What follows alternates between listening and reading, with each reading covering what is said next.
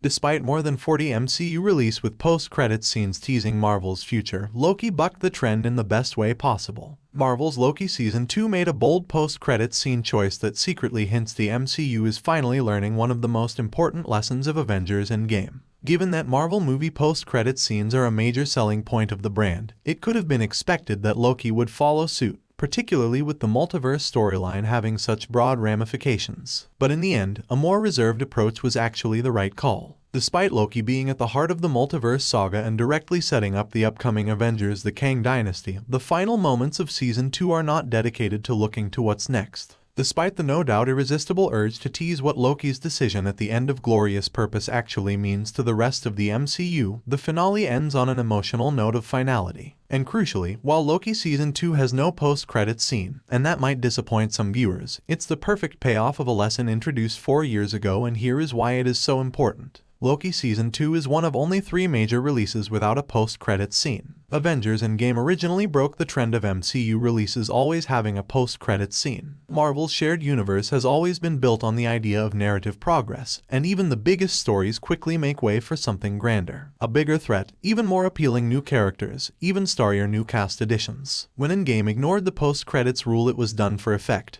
and it worked magnificently well. 4 years later, Secret Invasion broke the trend again, becoming only the second major MCU release. In that case, a post-credits scene felt like an oversight, given the way Secret Invasion's ending teed up other MCU events. Loki Season 2's ending, on the other hand, makes a more deliberate narrative choice not to include a post-credits scene that echoes the intent of Endgame. Loki proves the MCU finally learned Endgame's lesson. The choice to ignore the eternal draw of the MCU post-credits scene was a conscious one for Avengers Endgame. After Tony Stark sacrificed himself to save the universe, it would have been inappropriate to immediately turn attention to the stories that would replace him. Endgame's ending was about conclusions and finality, and giving Stark's death space to really land was an inspired move. In the same way, Loki Season 2 brings an end to one of the longest-running stories in the entire MCU. Tom Hiddleston's fan favorite Loki debuted in 2011's Thor, proved so popular that he survived being killed in Thor: The Dark World, and has proved himself a banner brand for the franchise ever since. Death was never big enough for Loki, and his ultimate sacrifice at the end of Loki Season 2 is even more important than if he'd given his life. At his end, Loki is an MCU constant, just as his presence has been since 2011, and the tribute of ending Loki Season 2 on the shot of him keeping the entire multiverse together was the right choice. The MCU will continue, of course, but Glorious Purpose was about delivering on the promise to let Loki tell his own story. To introduce a post-credits scene after that sacrifice would have been a betrayal of the character,